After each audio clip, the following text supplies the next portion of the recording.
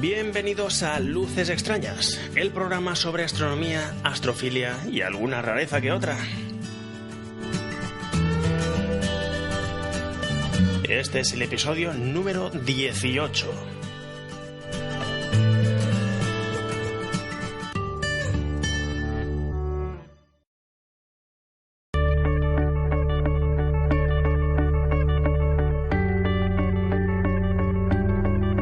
Hola, yo soy Néstor y esto es Luces Extrañas, un programa en el que encontraréis las experiencias de un aficionado a la astronomía visual a pie del telescopio.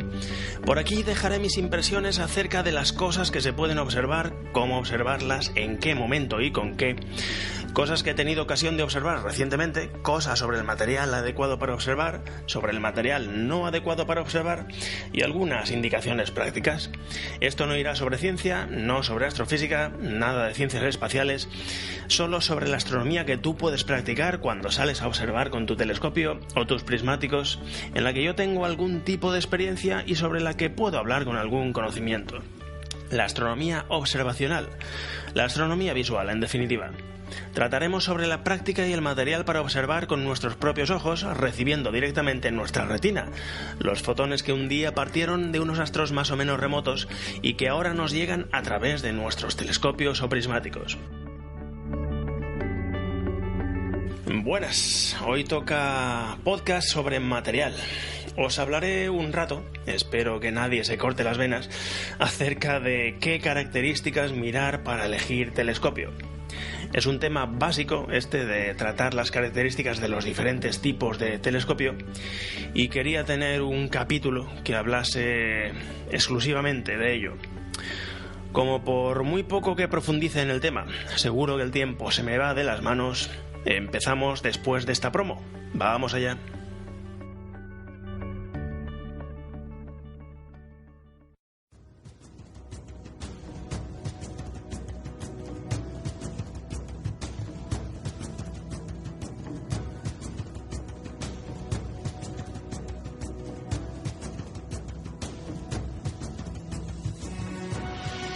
Somos Antena Historia. Podéis contactar con nosotros cuando queráis. Nos tenéis en Twitter y Facebook, Google Plus o Pinterest. Y por supuesto en nuestro correo electrónico, antenahistoria@gmail.com. Acércate con nosotros y entretente con la historia.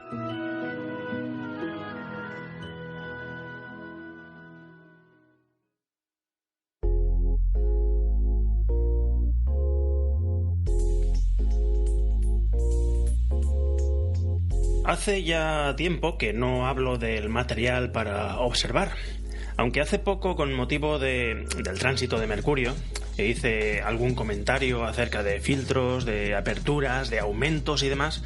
Creo que desde el episodio número 8, en el que traté sobre las bases para la elección de los oculares, no hablaba puramente de material. Y hay que remontarse a los primeros episodios para encontrar algo relativo al equipo, al material que usamos. Como una casa se construye por los cimientos, creo que lo que procede ahora es hablar sobre telescopios, las características básicas y las prestaciones ópticas que esconden sus cifras y cómo las hemos de interpretar. Así nos haremos una idea de las bases y en adelante, cuando surjan dudas, pues ya podemos enviar a la gente a escuchar este capítulo número 18, tener las cosas claras y poder así abordar temas más específicos. Nos servirá como capítulo de referencia. Me he ayudado de algunos libros que he acumulado a lo largo de los años. Repasando algunas secciones de los libros, pues me he hecho un guión con los puntos a tratar y así no lo improviso todo. ¿Qué telescopio me aconsejas que esté bien? Esta es una muy buena pregunta que me toca responder frecuentemente, aunque esa respuesta no es nada definitoria o aclaratoria. Lo que suelo decir casi siempre es que no existe un tipo ideal de telescopio que sea mejor que todos los demás. Si fuese así, los demás tipos de telescopio se dejarían de fabricar y caerían en el olvido. Solo existiría un tipo de telescopio. Resulta que cada tipo de telescopio tiene ventajas y tiene desventajas. Y es aquí donde cada usuario pues debe fijarse en sí mismo, en el lugar donde reside, desde el que observaría, las cosas que pretende hacer, lo que más le gusta, el tiempo que pretende dedicar, el presupuesto y el interés que cree tener por el tema.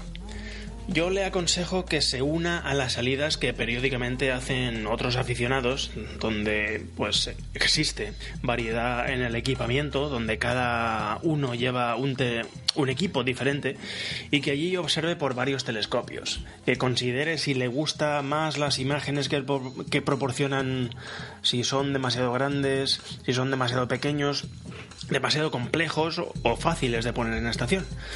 Después de algunas salidas, que se pueden hacer con unos prismáticos y una silla con un asiento reclinable para ir barriendo zonas del cielo y así no estar toda la noche pidiendo a los demás observar por sus telescopios, vamos, no yendo de vacío, sabiendo lo que cuesta el montaje y desmontaje, las imágenes que da cada telescopio, si están computerizados, si el frío y la noche te resultan insoportables, el dinero que cuesta cada equipo y si tu pasión ha ido aumentando o decreciendo, entonces pues estarás mucho más cerca de hacerte una idea de qué instrumento o equipo encaja más en tu vida. Claro, habiendo dicho esto en el capítulo de hoy, ya podía dejarlo aquí y terminar el podcast. Hasta aquí ha llegado el episodio número 18. Es algo así como decir, sal con gente que ya tenga telescopio y búscate la vida, punto. Pero no voy a hacer eso. Hay unas cuantas cosas que deberíamos definir, unos cuantos conceptos y unos cuantos números que deberíamos saber lo que significan, qué aportan, qué nos están diciendo. Vamos a empezar por la apertura. Es el diámetro del primer elemento óptico que recibe la luz. En un telescopio reflector de espejos es el espejo primario y en uno refractor de lentes es la lente principal, la lente frontal. Hay tamaños para todos los gustos y todos los bolsillos, partiendo desde los 6 centímetros de un refractor a los 70 centímetros de un reflector Dobson, por ejemplo. Hay cosas más pequeñas que 6 centímetros, aunque yo no las consideraría. Incluso no tendría en cuenta nada por debajo de 75 milímetros. Y también hay reflectores no comerciales de más de 70 centímetros, pero bueno, ya son rarezas. Para no desviarme del tema, cabe decir que cuanto mayor es el diámetro, mayor es la capacidad de recoger luz y por tanto de ver cosas débiles, de ver cosas más lejanas, etc. La capacidad de recoger luz está relacionada con el cuadrado del diámetro, de modo que un telescopio de 20 centímetros de diámetro recolecta 4 veces más luz que un telescopio de 10 centímetros de diámetro. Cuanta más apertura tiene un telescopio, más capaz es de ver objetos débiles y de ver mucho mejor los no tan débiles. De la apertura del telescopio también depende directamente la resolución que éste sea capaz de conseguir. Siguiendo con el ejemplo anterior, un telescopio de 20 centímetros conseguirá resolver detalles el doble de finos que uno de 10 centímetros. Esto con unas mismas condiciones atmosféricas y una calidad óptica similar. La apertura o diámetro, que es lo mismo, se representa con una D mayúscula. Focal. La longitud focal del telescopio es la distancia, ya sea real o virtual, que hay desde el centro óptico del espejo primario o de la lente objetivo, según el caso, hasta el punto de foco, el lugar donde ponemos el ocular para formar la imagen. Aquí también existe una gran variedad. La cosa puede variar de los 40 centímetros a los 3 metros. Otra vez hay mayores de 3 metros y menores de 40 centímetros. Yo mismo tuve un telescopio de 35 centímetros de focal. Me deshice de él en 2 semanas escasas. Imaginaros la calidad del cacharro. Mi telescopio actual tiene 182 centímetros de focal. La focal se representa con una F mayúscula. La focal determina la porción de cielo que al final podremos abarcar con un ocular dado. Cuanto mayor sea la longitud focal, mayor será el aumento que obtendremos con un determinado ocular. Si en un telescopio de 500 milímetros de focal le colocamos un ocular de 25 milímetros, obtendremos 20 aumentos. Si la focal es de 1 metro, ese mismo ocular nos dará 40 aumentos. Doble focal, doble aumento. La otra cara de la moneda es que cuanto mayor sea la focal, menor será el trozo de cielo que podamos abarcar. Un telescopio de 400 milímetros de focal y un enfocador de 2 pulgadas puede llegar a abarcar un trozo de cielo de 7 grados, mientras que un telescopio de 2800 milímetros de focal, también con un enfocador de 2 pulgadas, no podrá nunca abarcar un campo de más de 1 grado. Los telescopios con focales cortas son más apropiados para trabajar a bajo aumento y abarcar porciones grandes de cielo. Un ejemplo clásico es barrer la Vía Láctea en los meses de verano u otras zonas ricas en objetos. Los telescopios con focales largas, sin embargo, son más apropiados para trabajar a altos aumentos con campos reales reducidos, los cráteres de la Luna, planetas, etc. De estas 2 cifras que hemos citado hasta el momento, focal y diámetro, podemos sacar una tercera. Es la relación focal. La relación que hay entre la distancia focal y el diámetro. La focal dividida entre el diámetro.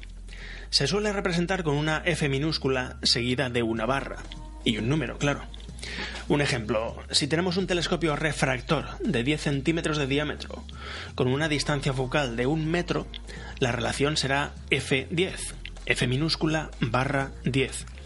Porque 1000 milímetros de focal dividido entre los 100 milímetros de diámetro nos da 10, un número redondo. Al final la relación focal nos dice las veces que cabe el diámetro de su lente o espejo en su longitud focal. Un F10 nos está diciendo que su focal es 10 veces su diámetro. Las relaciones focales típicas también se mueven en una horquilla amplia. Hay telescopios a F4, relación focal 4, y los hay también a F16. Y sí, otra vez, los hay con Fs más pequeñas y Fs más grandes. La relación focal más extendida en un típico Newton de 20 centímetros de diámetro es F5, aunque también pueden verse F4 y telescopios a F6. Otras relaciones focales ya es muy difícil encontrarlas en un telescopio de este diámetro. En mi telescopio de 40 centímetros la relación focal es de 4,5. En la inmensa mayoría de telescopios Schmidt-Cassegrain, de los que hablaremos más adelante, la relación focal es de 10. Y en telescopios Maksutov-Cassegrain las relaciones focales oscilan entre 12 y 18. Los telescopios con relaciones focales cortas se suelen llamar apropiadamente telescopios cortos, pero también está muy extendida una terminología que viene del ámbito de la fotografía, llamándolos telescopios rápidos o también telescopios luminosos. Del mismo modo, los telescopios con relaciones focales largas es apropiado llamarlos largos, pero también se les llama lentos o incluso oscuro. Esto, como digo, atañe exclusivamente al ámbito de la fotografía. Resulta que cuanto más corta es la relación focal de un telescopio que se utilice para fotografiar, menor es el tiempo de exposición necesario. Esto no guarda ninguna relación con el brillo de la imagen cuando lo usamos para observar, de modo que cuando oigamos que un telescopio es luminoso o un telescopio es oscuro, que sepáis que esto atañe exclusivamente al tema fotográfico, no al visual. Podemos tener, por ejemplo, dos telescopios Newton de 150 milímetros de apertura, uno que sea f4 y otro que sea f8, ¿vale? Si utilizamos los mismos aumentos en los dos y no hay problemas de calidad por el medio, la imagen debería ser virtualmente idéntica.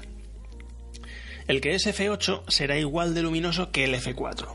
Obviamente tendremos que usar oculares diferentes en cada telescopio para conseguir los mismos aumentos, pero no existirá diferencia en la luminosidad de la imagen. Las relaciones focales cortas predominan en los reflectores tipo Newton por un tema de comodidad, de transporte y de operatividad. Un típico Newton de 20 centímetros de diámetro a f5 mide 1 metro y eso es manejable. Pero ¿os imagináis uno también de 20 centímetros pero a f10? Un tubo de 2 metros nada menos. Muy difícil en transporte, su uso en una montura, etc. Ya no os digo nada si en vez de ser de 20 centímetros es de 30, de 40 o de 50. Por eso los telescopios Dobson ya medios o grandes suelen tener Fs, relaciones focales, por debajo de 5. De lo contrario serían inoperables. Las relaciones focales cortas son, pues, preferibles en términos de manejabilidad, de transporte, de acceder al ocular sin tener que subirse a escaleras muy altas, en el caso de los Newtons, o casi tumbarse en el suelo, en el caso de los refractores. Pero todo lo demás son desventajas.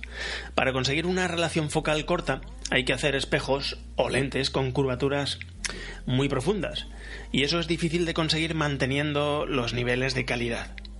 Los oculares de batalla, los oculares no premium, sufren mucho en este tipo de ópticas porque el cono de luz que reciben del telescopio es muy abierto y les resulta tremendamente difícil trabajar con la luz viniendo de ángulos tan dispares y así mostrar imágenes sin aberraciones cromáticas o campos sin distorsionar. Quiero decir que las estrellas se muestren igualmente de puntuales tanto en el centro del campo de visión como en la periferia o los bordes. De modo que solo los oculares mejores, los más complejos y por tanto más caros, serán capaces de salir airosos puestos en un telescopio con relación focal corta. ¿Dónde está la frontera entre un telescopio corto y uno largo? Bueno, pues no hay una frontera definida, pero yo diría que de f6 hacia abajo son cortos y para arriba serían largos. Tal vez sí que haya que considerar una tercera categoría, que sean los medios, entre f5 y medio y f8. Bueno, vamos, más o menos por ahí. Afortunadamente la informática aplicada al diseño de lentes y la obtención de vidrios exóticos está poniendo al alcance de muchos bolsillos los telescopios cortos. Aquí estoy pensando sobre todo en telescopios refractores, los cuales tienen que combinar muy a menudo tríos de lentes cóncavas, convexas, planocóncavas, planoconvexas, bicóncavas, biconvexas, vidrios de diferentes índices de refracción entre ellas, tratamientos en las superficies de cada lente. En cambio, los telescopios reflectores Newton, son casi todos los que yo he tenido, solamente tienen que cuidar de una curvatura, la del espejo primario. Pero ello no quiere decir que sea fácil. De hecho, por muy ausentes que estén los defectos de fabricación y de curvatura del espejo, la capacidad inherente de un telescopio corto de proporcionar imágenes buenas se verá más que comprometida si enfrentamos un f4 con un f6 y no digamos con un f8. Mismo diámetro, misma calidad, pues bueno, el telescopio largo mostrará imágenes a alto aumento mucho más nítidas que su hermano corto, con diferencia. A pesar de ello, los telescopios comerciales, los fabricados en masa en Taiwán o en China, tienen casi siempre ópticas más que aceptables. La verdad es que si evitamos el ámbito de los telescopios que podemos ver en escaparates de ópticas o en centros comerciales o jugueterías, yo diría que actualmente es difícil que un telescopio nos salga de mala calidad. Desde luego, después están los modelos premium. Los telescopios verdaderamente de gama alta y de precio alto. Su calidad es, pues, sin duda superior, pero no está al nivel de la diferencia de precio. A no ser que se pongan al límite las capacidades de los telescopios o que tengamos mucha experiencia y sepamos detectar aberraciones, las diferencias no son escandalosas, ni mucho menos. Otra vez os remitiría a echarle un ojo a los telescopios de otra gente en salidas de observación. En el episodio 1 y en el episodio 2 hablo de las ventajas de unirte a otros aficionados en sus observaciones y cómo nos podemos beneficiar de la experiencia que ya tienen. No hemos hablado de las ventajas o desventajas de los telescopios con lentes o espejos. Hay muchos tipos de telescopios atendiendo al diseño óptico de sus espejos o lentes, pero los podríamos meter a los dos en 3 familias. Refractores, que son los que funcionan con lentes, los reflectores, que funcionan con espejos, y los catadióptricos, que utilizan ambas cosas, lentes y espejos.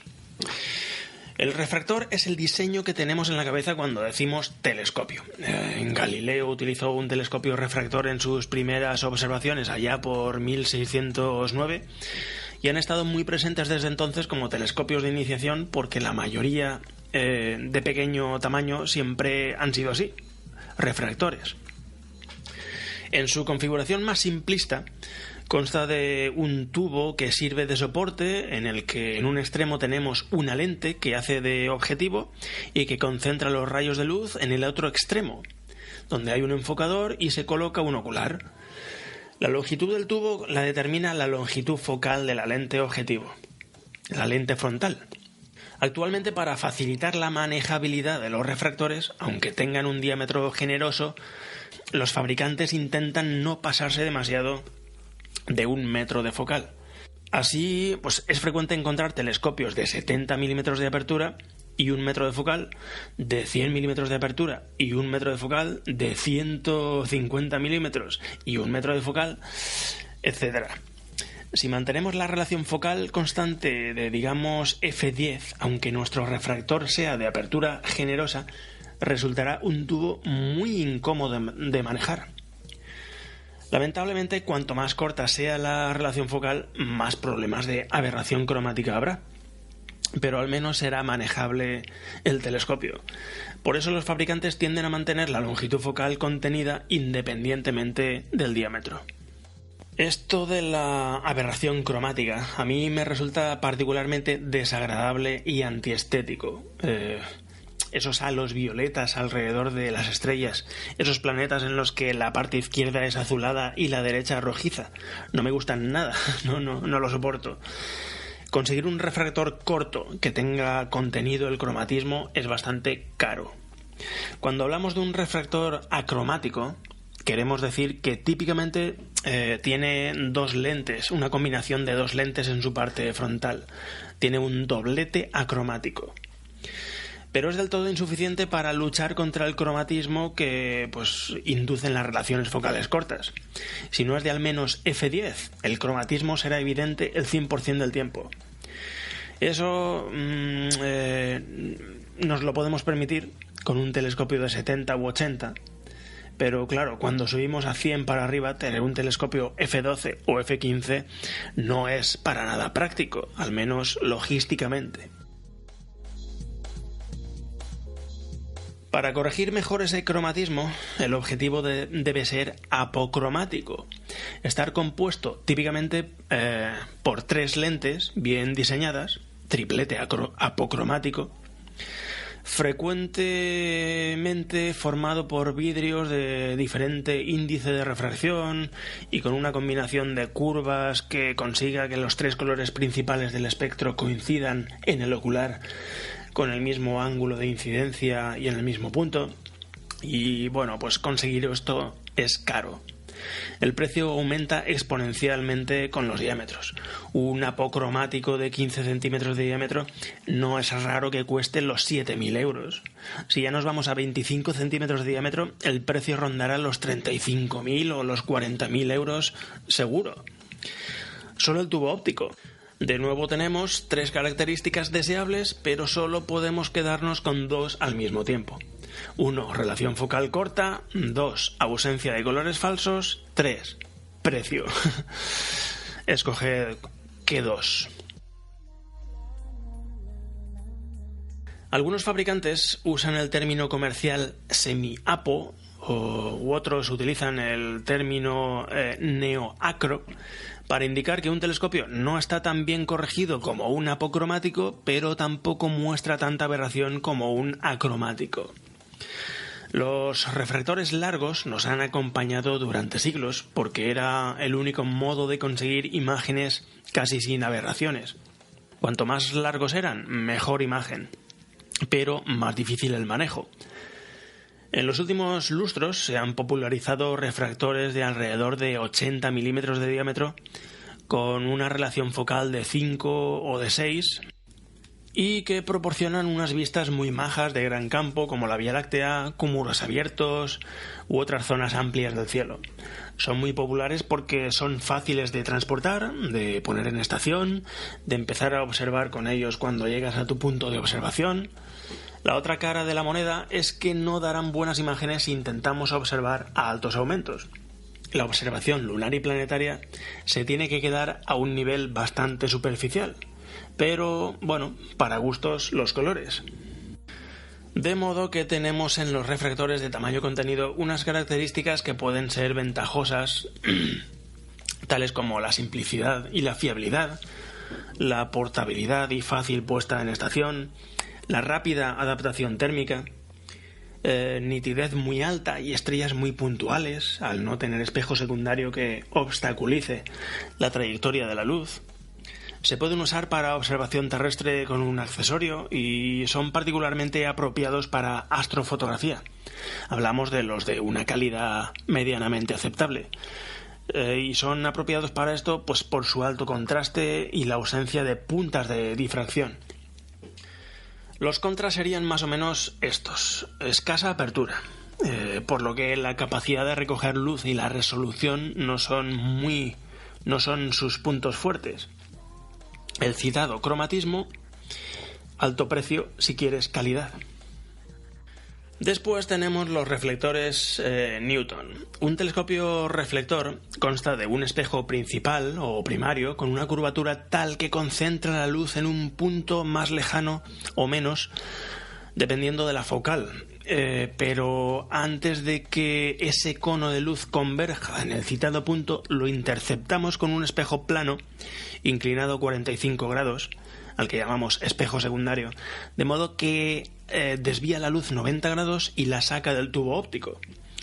Ahí está el enfocador y el ocular para que nosotros podamos poner nuestro ojo. Los telescopios Newton tienen la ventaja principal de que, al ser reflectores, solamente se tiene que cuidar la curvatura de la superficie del espejo primario.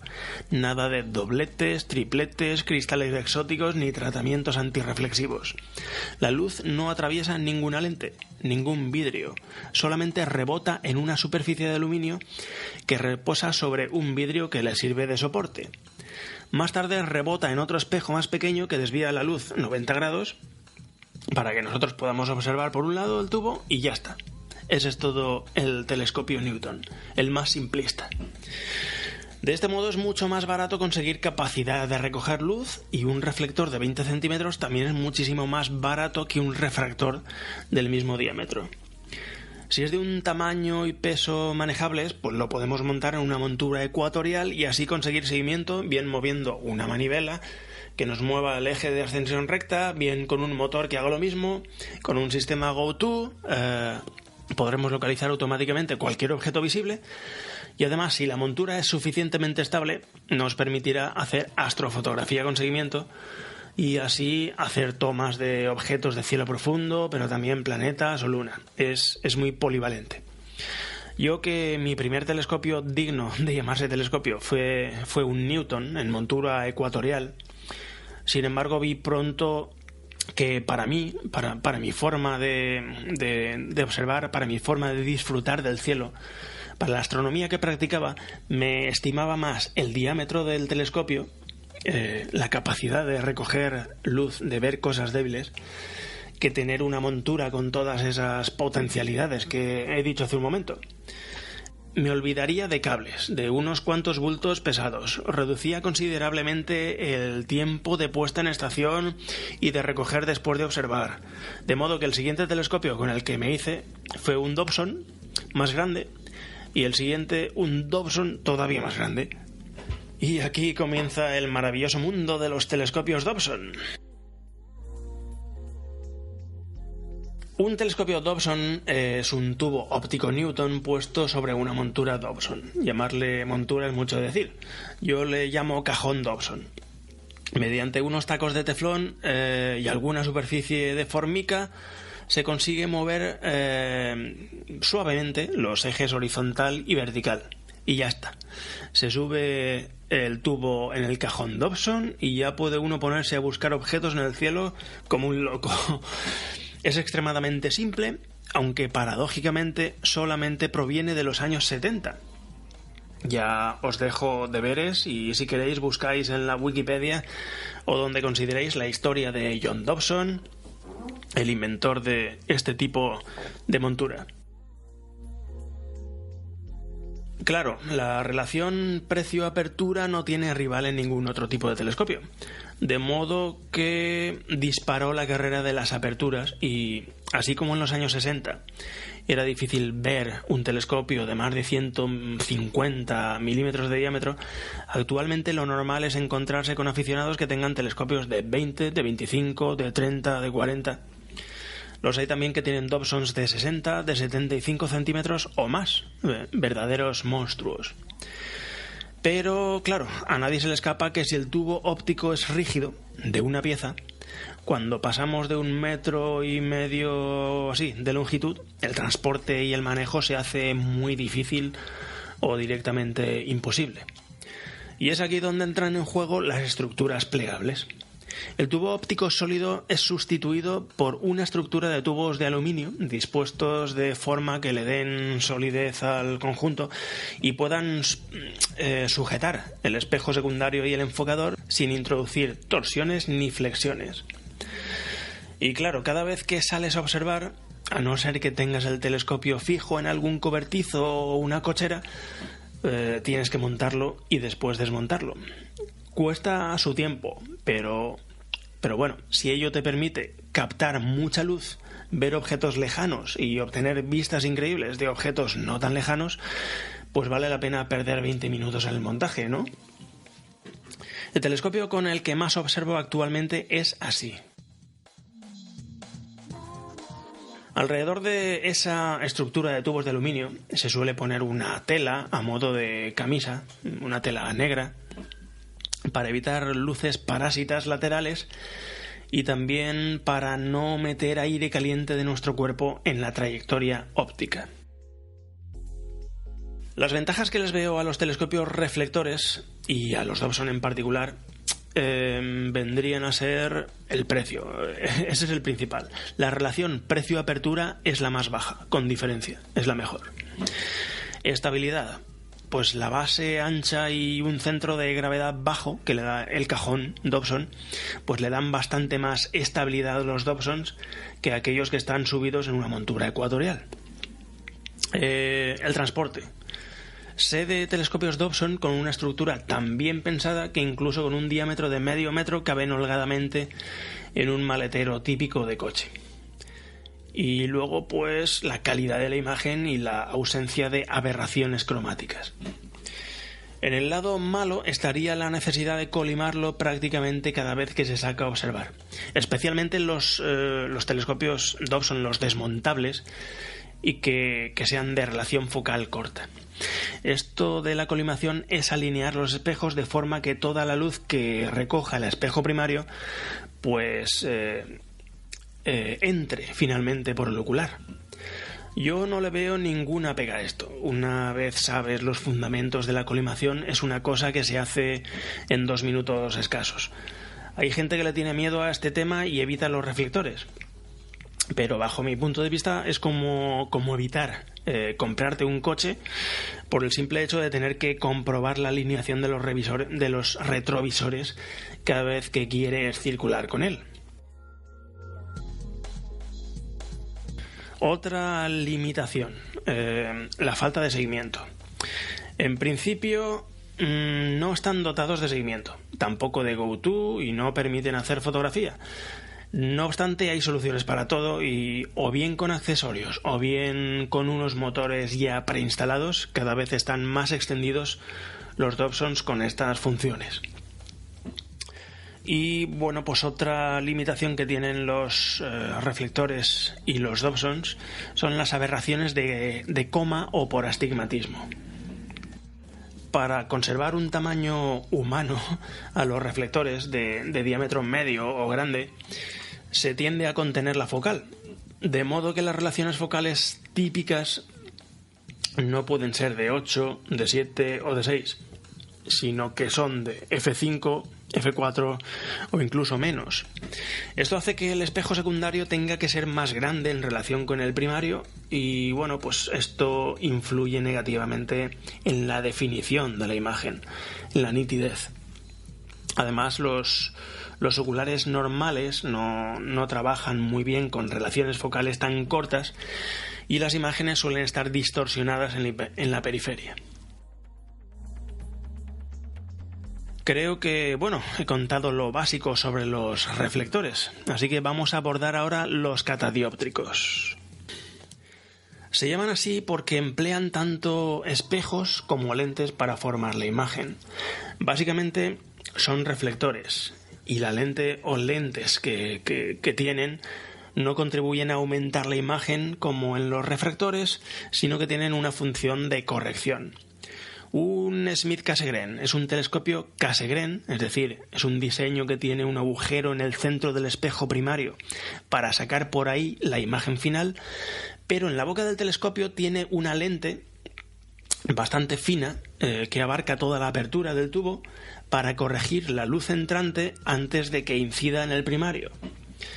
El espejo secundario es convexo, devolviendo el cono de luz hacia atrás, de forma que lo hace converger más lentamente de lo que lo ha recibido, y así el resultado final sea una focal larga. La relación focal típica de los Smith-Cassegrain es de f10. Los Maksutov-Cassegrain tienen el mismo principio que los Smith-Cassegrain, pero la lámina frontal es diferente, es otra curvatura diferente. Tienen más curvatura, y las relaciones focales típicas de los Maksutov son todavía más largas que los Smith-Cassegrain. Su relación focal va de 10 en adelante, 12, 14, 15 e incluso más. No apuntan mucho, y los que se suelen vender no suelen pasar de 20 centímetros de apertura. Por lo visto, la lámina Maksutov da problemas de temperatura y de flexiones cuanto más grande es. También han existido y existen todavía los llamados Klevtsov-Cassegrain, que tienen el principio de los Cassegrain, o sea, un hueco en el centro del espejo primario, pero la lente correctora está inmediatamente antes del espejo secundario, teniendo la luz que atravesarla antes y después de incidir en el secundario, 2 veces. Suelen tener relaciones focales también del orden de 10, y yo no he visto nunca ninguno. No han tenido mucho éxito, que sea por motivos comerciales o por motivos de mal desempeño óptico, eso ya es una cosa que desconozco. Existen telescopios Smith-Newton y Maksutov-Newton. Esto es un espejo primario Newton al que le ponen una lámina delantera, Maksutov o Smith. La placa correctora delantera minimiza la posible aberración de la coma inherente a los espejos con curvatura esférica.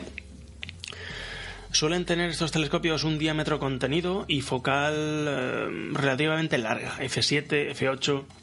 Más caros que los Newton simples, la placa correctora, su larga relación focal y lo reducido de su espejo secundario los convierten en virtualmente idénticos a los refractores apocromáticos. Son unas auténticas máquinas para obtener imágenes planetarias de calidad.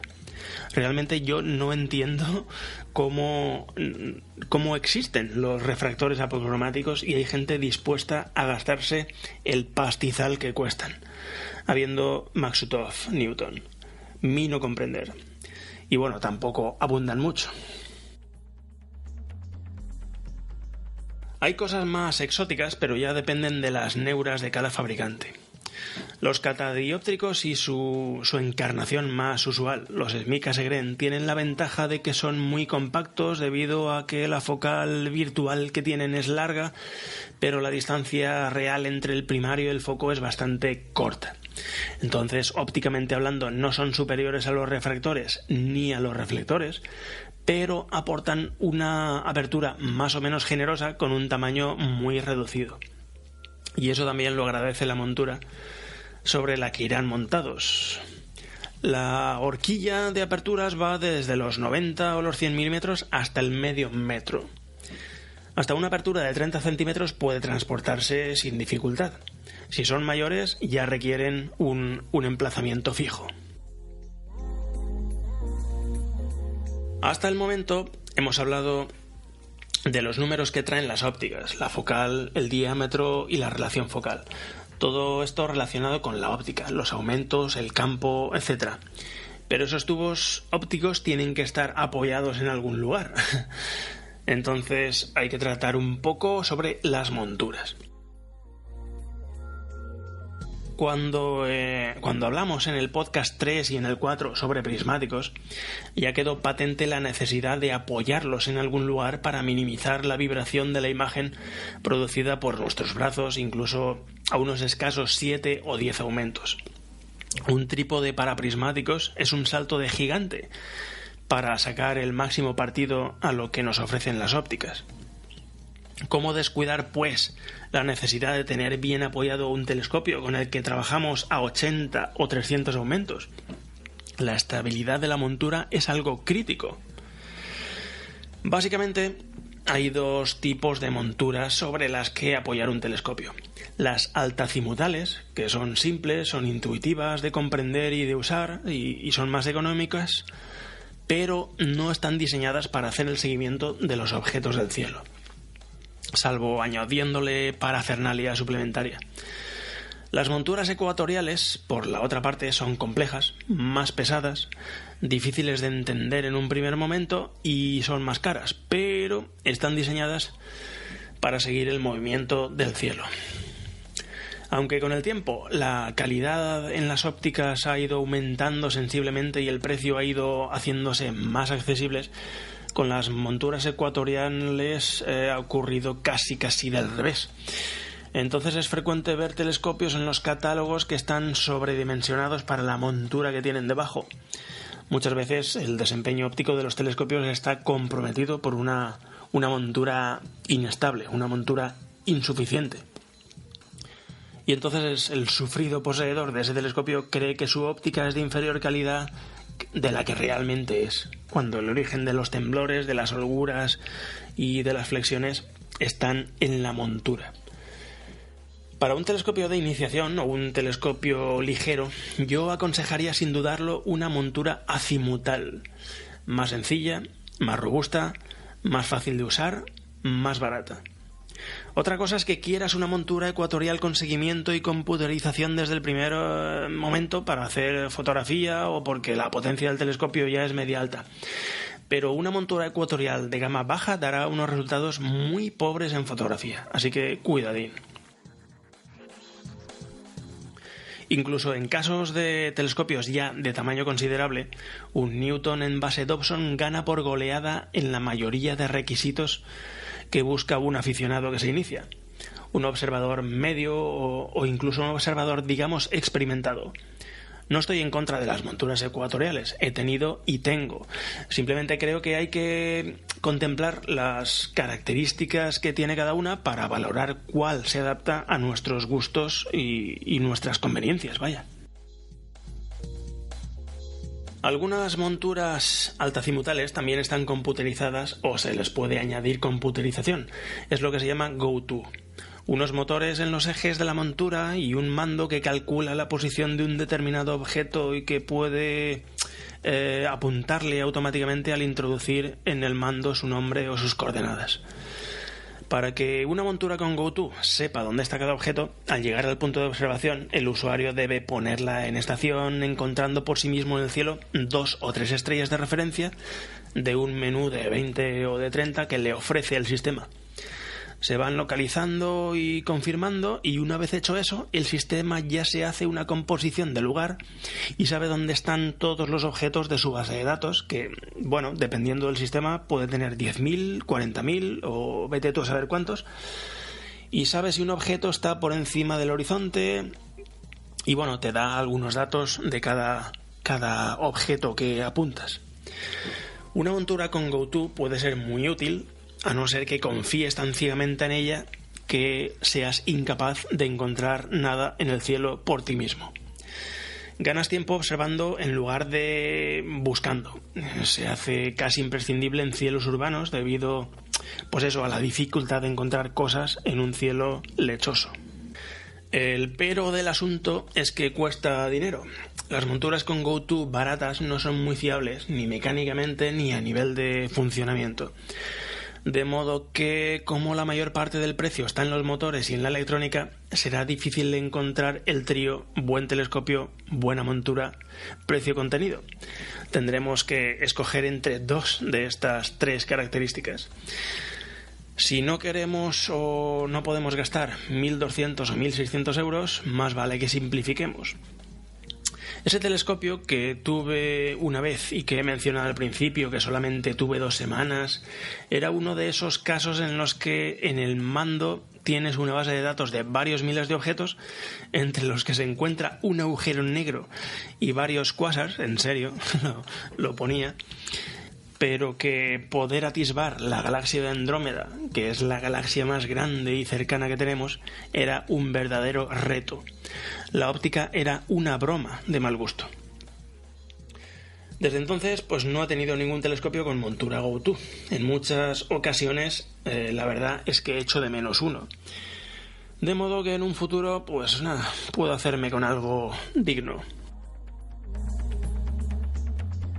Existe una especie diferente de GoTo que no cuenta con motores. Es un localizador de objetos, pero no está dotado de motores, por lo tanto es el usuario el que debe empujar el telescopio en la dirección y en la medida que le va mostrando, que se va mostrando en una pantallita que va tendiendo a 0. Puedo dar fe de que funcionan muy bien, son muy precisos, son un par de codificadores, uno en cada eje de giro, en el horizontal y en el vertical, que envían a una pequeña centralita su posición relativa.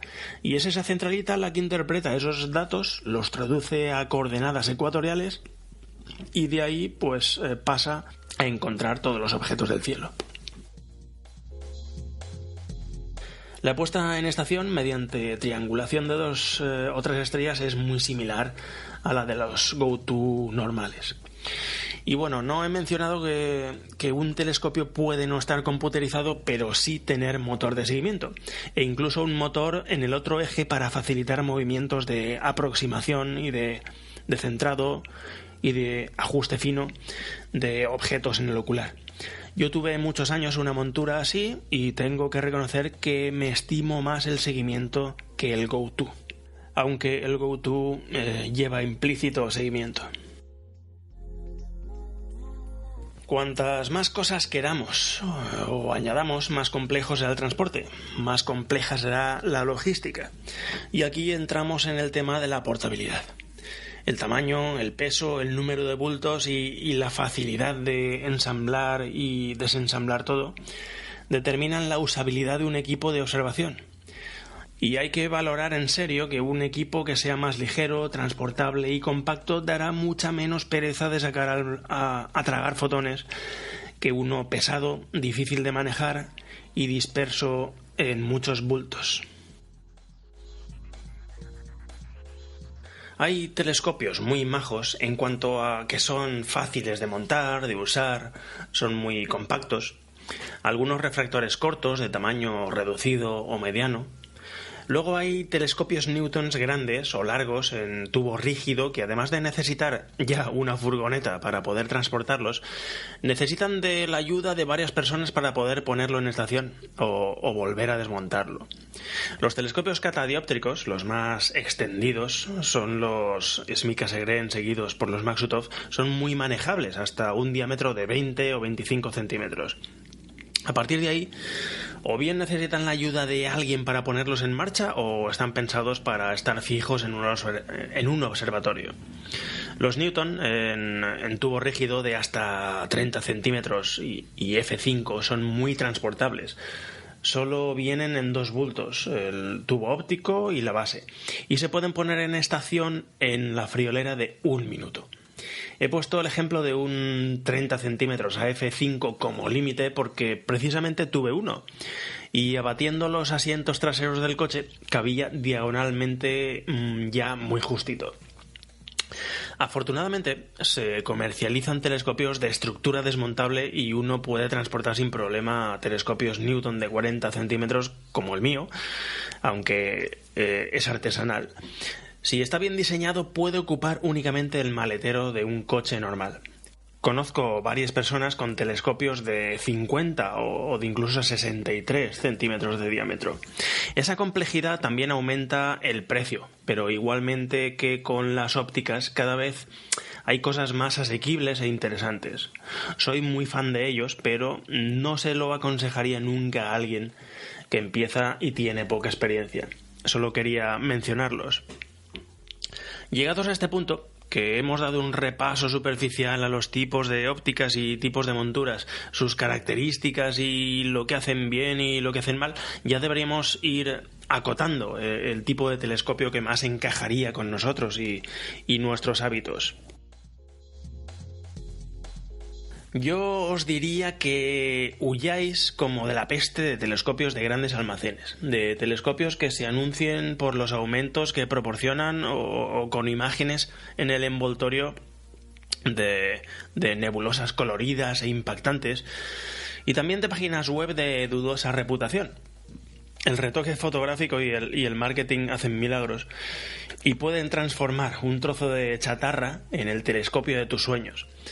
Hasta que, claro, un día lo recibes en tu casa y vuelve a ser lo que ha sido siempre, un trozo de chatarra.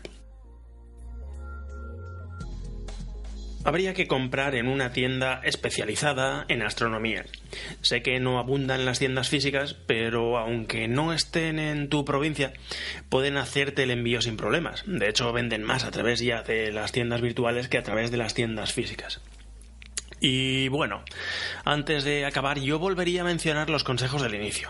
Probar diferentes tipos de telescopios antes de desembolsar dinero a ciegas. Asistir a salidas de observación con más gente, como aconsejábamos en el capítulo número 2. Ver cómo se ponen en estación al llegar al lugar de observación y cómo se desmontan al terminar. Es bastante importante esto. Ser realista con las posibilidades que uno tiene, si vas a observar desde una terraza, en un entorno urbano, si vas a observar siempre en entornos oscuros, si tendrás que conducir mucho tiempo. Al final, un telescopio pequeño que saques frecuentemente es mucho más productivo que un telescopio grande que sale muy de tarde en tarde. Mete la pereza en la ecuación. No existe el telescopio ideal, que sea bueno en todo. Bien sea por tipo, por la montura en la que esté o por tamaño. Tal vez una muy buena idea, como hace mucha gente, es tener 2 telescopios de precio medio. Un telescopio capaz, por ejemplo un Newton o un Schmidt Cassegrain de 20 centímetros de apertura. Y luego pues un refractor pequeño de 80, de 90, de muy rápida puesta en estación. Esta opción la verdad es que me gusta mucho. No te gastes todo tu presupuesto en el telescopio. Antes o después necesitarás accesorios de calidad para él. Y la calidad de un equipo viene determinada por la calidad del peor de sus componentes. Y bueno, tampoco estés buscando eternamente tu equipo ideal. No caigas en la parálisis por análisis. Todos tienen sus puntos fuertes y te ofrecerán suficiente para que disfrutes. Suerte en la búsqueda y Si ves que te puedo resolver alguna duda, no dudes en enviarme un mensaje. Para eso estamos. Caramba, ahora me doy cuenta de que he estado cascando casi 1 hora sin parar. Aquí lo dejo. Hasta aquí ha llegado el episodio número 18. Si os gusta el podcast y queréis ayudarme a que más gente sepa de su existencia, contádselo a vuestros amigos y conocidos, en las redes sociales, etc. Gracias por vuestras valoraciones en iTunes, comentarios en iVoox o en el programa que utilicéis para escuchar podcast. En iVoox tenéis todos los episodios de Luces Extrañas, los 17 últimos y todos los que grabé con anterioridad. Para contactar, dejar comentarios, preguntas sobre lo hablado en este episodio y anteriores, consultas, sobornos y amenazas, tenéis varios medios a vuestra disposición: Twitter, correo electrónico, así como las citadas valoraciones en iTunes o iVoox. Como siempre, dejo enlaces para todo en las notas del programa. Gracias una vez más por haber dedicado vuestro valioso tiempo a escuchar el programa y... nos vemos por ahí fuera.